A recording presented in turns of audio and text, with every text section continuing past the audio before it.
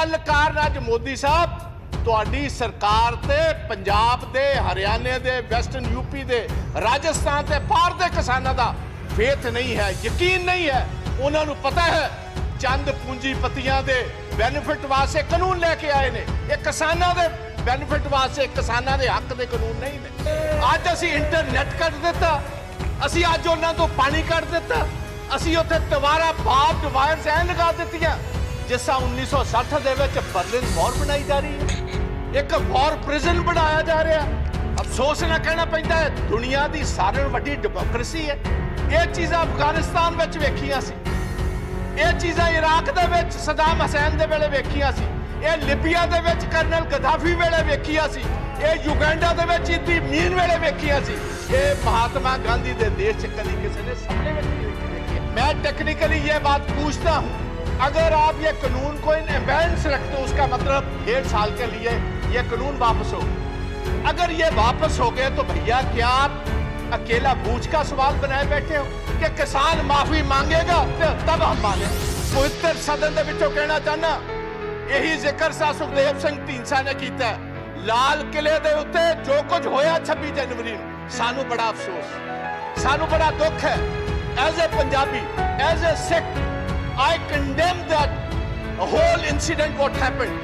सानू तुसी nationality ना सुनो, nationalism साडा हर एक बच्चा हर महीने नेशनल फ्लैग में लिपट कर हर महीने पंजाब और हरियाणा का आता है। पंजाबी खबरां दे विच वड्डी खबर निकल के आ रही है। संसद दे बजट सैशन का अज 6वां दिन है ते राज सभा की कार्रवाई शुरू हो चुकी है। अज भी किसान अंदोलन को लैके सदन में हंगामा होने की संभावना है। दसणयोग है कि बीते 3 दिनों दौरान संसद में किसान अंदोलन की गूंज सुनाई दे रही है। राज सभा विच विरोधी धिरां वल्लों 3 खेती कानूनां नूं वापस लैण दी मंग कीती गई है। इस दौरान अज राज सभा विच विरोधी धिरां ने किसान दा मुद्दा एक बार फिर चक लता।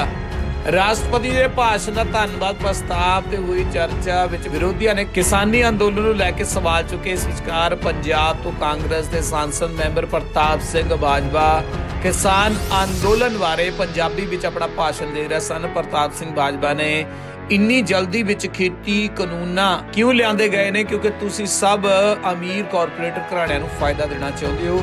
इस तो इलावा होर कई गल्लां बातां प्रताप सिंह बाजवा वालों कीतियां गईयां ने ते आओ हुण तुहानूं सिद्धा उन्हां दे उस बयान दे उपर लै चलदे हां जिस विच उन्हां ने होर कई गल्लां अज किसानां दे हक विच कीतियां। श्री प्रताप सिंह बाजवा जी पंजाबी में बोलेंगे।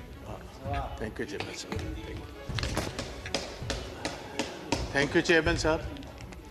अज मैं विशेष तौर समुचे जगत दे विच जिहड़े साडे पंजाबी वीर पंजाबी दे विच एक अपने नुमाइंदे दी गल सुनना चाहते ने, उन्हां नूं संदेश हिंदुस्तान दी पार्लीमेंट तो पंजाबी विच देना चाहना। चेयरमैन साहब, जदों 20 सितंबर नूं इसे ही हाउस दे विच एक कानून नूं पास करन दी जिहड़े एग्रीकल्चर दे साडे बिल है ने उन्हां नूं पास करन दे इत्थे बहस चल रही सी। मैनूं मान है मेरी पार्टी इंडियन नैशनल कांग्रेस ने मैनूं मौका दिता एज ए लीड स्पीकर गल करन दा।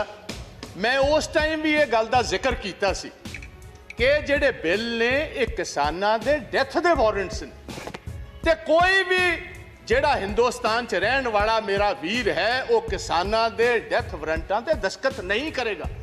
तुसी वेखो, तुसी उदों गल नहीं मन्नी, साडा हक सी, सारी ओपोजिशन मंगदी सी कि बुनियादी हक जिहड़ा कॉन्स्टिट्यूशन ने दिता सानू डिवीजन दा इत्थे वोटिंग कराई जाए।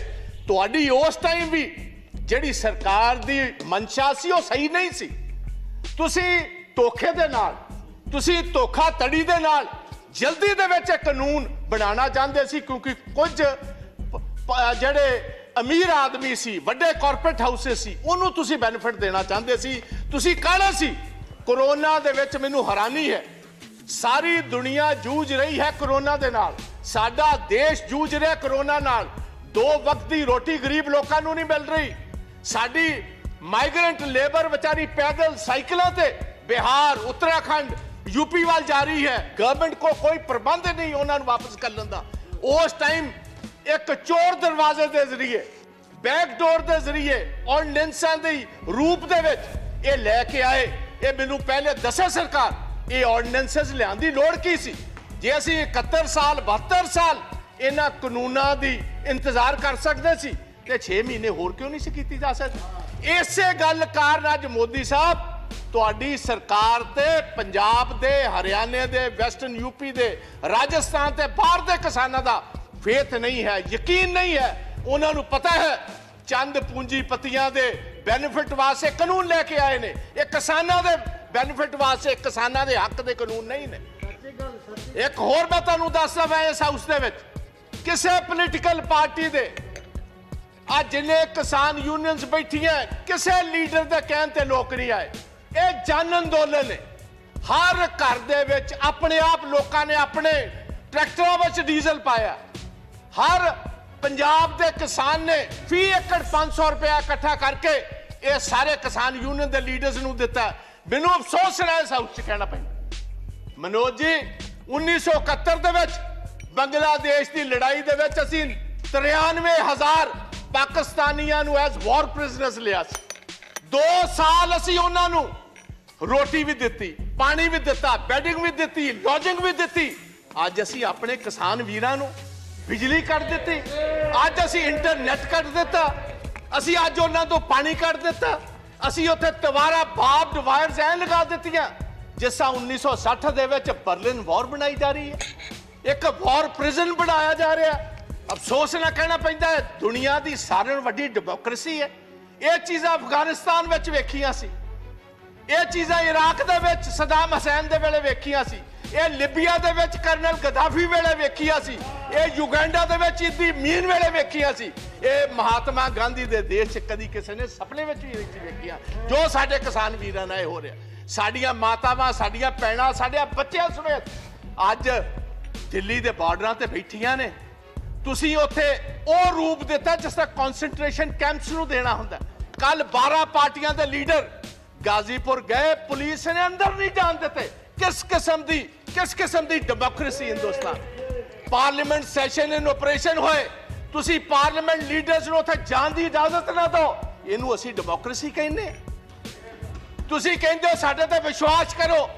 मैं तुहानूं एक सवाल पूछना चाहना चेयरमैन साहब, तुहाडे जरिए सरकार नूं, तुहाडे एग्रीकल्चर मंत्री जी ने गल कही है 1.5 साल वास्ते असीं एक कानून राखवे रख देने, इन अबाइस च रख देने। मैनूं इस गल दा फर्क दसो, वापस लैण दे विच ते राखवे रखण च फर्क की है? मैं टेक्निकली ये बात पूछता हूं, अगर आप ये कानून को इन एम्बेंस रखते हो उसका मतलब 1.5 साल के लिए ये कानून वापस हो गए। अगर ये वापस हो गए तो भैया क्या आप अकेला बूझ का सवाल बनाए बैठे हो कि किसान माफी मांगेगा तो तब हम मानेंगे? आप ये बात कहने को तैयार हो हम अपने इन कानून में तरमीम करने को तैयार है? ऐसी तरमीम करने तैयार होता मतलब है कानूना विच वड्डी कमी है। आपने खुद कबूल किया इसमें बहुत सारी कमी है। अगर कमी है तो वापस क्यों नहीं लेते? और मैं मोदी जी को यह गुजारिश करूंगा, मोदी साहब तुहाडी कांग्रेस के नाल ते कोई अदावत हो सकती है, तुहाडी ओपोजिशन पार्टियां नाल अदावत हो सकती है। हिंदुस्तान दा किसान ते ओ जिन्हें तुहानू वोटां पा के कामयाब कीता, तुहाडी ओहदे नाल की अदावत है? प्रधानमंत्री जी अज मौका है, दूजी बार तुसीं प्रधानमंत्री बने हो, अज मौका स्टेट्समैन बनने दा। स्टेट्समैन अज तुहाडे कोल मौका एक बार फिर सरदार पटेल वाली जगह लैण दा। वो भी गुजरात का एक पुत्र सी जिन्हों लोग वल्लभ भाई पटेल सरदार के टाइटल नाल जानते। अज तुहाडे कोल मौका है, आओ चलो, मैं तुहाडे नाल चलना। चलो सिंघू बॉर्डर, किसान जे तुहाडे नारे ना मारनगे को मैं तुहाडे बेनिफिट वास्ते लेके आया सी। जे तुसी नहीं कबूल दे, अगर आप समझते हो ये आपके हक के नहीं है, भाई मैं वापस लेता हूं। इसमें आपका बड़ापन होगा। दरिया दिली जो लीडर होता है वो उसका सीना भी उतना बड़ा होना चाहिए, दरिया दिल होना चाहिए उसको। दरिया दिली दिखाइए। आज आपको स्टेट्समैन बनने की जरूरत है, प्रधानमंत्री तो आप सेकंड टाइम बन गए।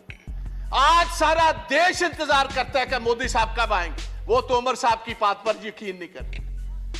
क्यों नहीं करते? क्योंकि जिस ढंग से आप ये कानून लेकर आए हो, जिस ढंग से आपने इस पार्लियामेंट को, जो हिंदुस्तान की सबसे, मैं समझता हूं एक सबसे बड़ा फेथ है जिस हाउस पर, वहां हमारा जमहूरी हक नहीं दिया, आपने तो डिवीजन नहीं कराई, उसका मतलब था आपको जल्दी कौन सी बात की।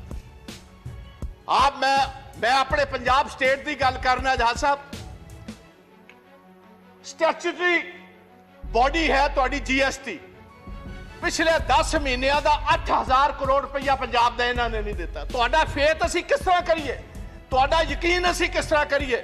रूरल डेवलपमेंट फंड पंजाब का RDF जो बुनियादी, क्योंकि जो फसल पंजाब की एजेंसी खरीदती है फूड कॉर्पोरेशन ऑफ इंडिया, हम क्योंकि अपने किसान को टैक्स नहीं करते, असं अपने किसान को टैक्स नहीं करते, ये लेवी जी है स्टैट्यूटरी है गवर्नमेंट को देनी पाती है, साडा 3% तो घटा के 1% कर दिता।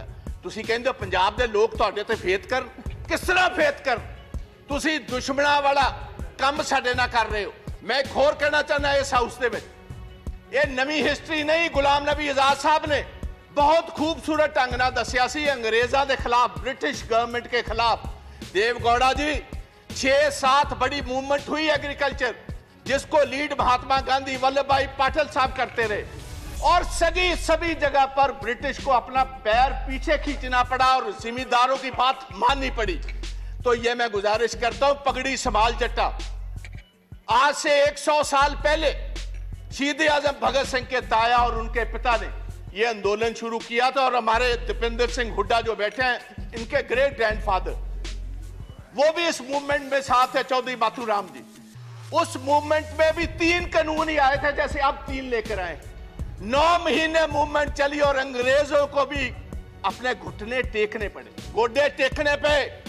मैं इस पवित्र सदन के विचों कहना चाहना, यही जिक्र सा सुखदेव सिंह ढींडसा ने किया है।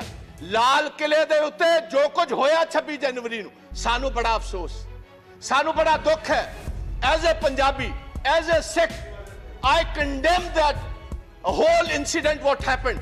सानू तुसी नैशनैलिटी ना सिखाओ, नेशनलिज्म साडा हर एक बच्चा हर महीने नेशनल फ्लैग में लिपटकर हर महीने पंजाब और हरियाणा का आता है।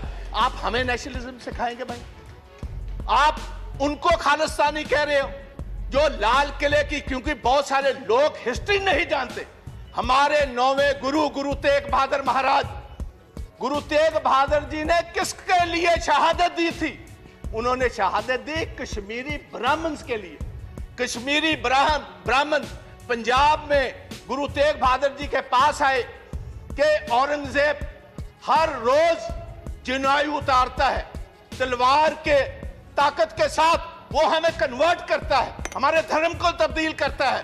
आप इन पिटीशन हमारे साथ ही, जैसे कोई वकील लेकर जाता है, वो इन पिटीशन लेकर औरंगजेब के पास आए, और औरंगजेब ने इसी लाल किले से, जिसका आप जिक्र करते हो, इसी लाल किले से ये कहा जो पिटीशन लेकर आए इसका सर कलम कर दिया।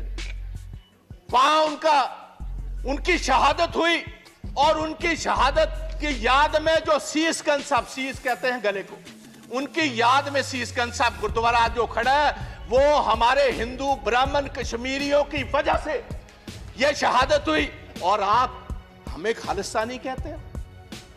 मेरे अपने पिता जो फॉर्मर मिनिस्टर थे, 5 लोगों के साथ पंजाब में 1987 में उनकी शहादत हुई।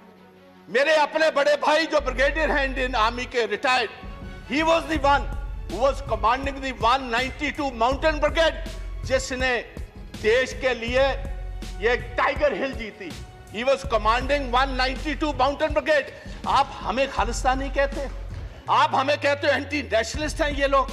और मैं ये चाहूंगा on the floor of the house, I demand कि इधर एक सुप्रीम कोर्ट का सिटिंग जज टाइम बाउंड एक इंक्वायरी करे 2 महीने में, ये बताए वो कौन सी ताकतें हैं जिन्होंने, क्योंकि ये जितनी किसान जथेबंदियां हैं, इनको टाइम दिया गया था 10 बजे सभी स्टार्ट होंगी दिल्ली के इर्द गिर्द जुलूस जो एक पुलिस के साथ, और 8 बजे कुछ शरारती एलिमेंट्स को यह इशारा कर दिया गया कि जो आपको दिया हुआ रूट है उस पर चलने की जरूरत नहीं, आप तोड़ो इस रूट को, बैरिकेडिंग तोड़ो, सीधी आईटीओ पर पहुंचो। आईटीओ से लाल किला तो बहुत सारों ने देखा ही नहीं।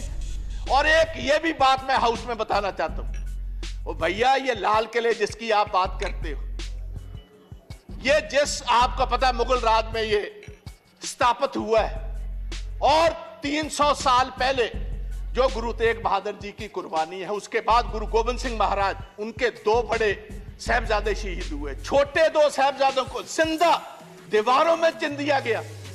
अगर गुरु गोविंद ना होते, इस देश की एक शक्ल ही और होती। आप हमें कह रहे हो, किसी को गद्दार कह रहे हो, किसी को आप एंटी नेशनल कह रहे हो। पहले सोचना, और ऐसा मैं गुजारिश करना चाहूंगा गवर्नमेंट, ऐसा काम मत करो।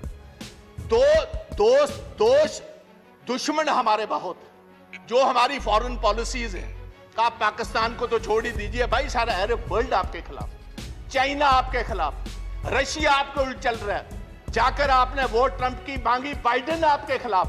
वो आपके साथ भाई कौन है? अगर कुछ आपके साथ नेशनलिस्ट हो गए, आप उनको भी तोड़ना चाहते हो, उनको भी डराना चाहते हो, उनको भी धमकाना चाहते हो, ये कभी नहीं चलेगा।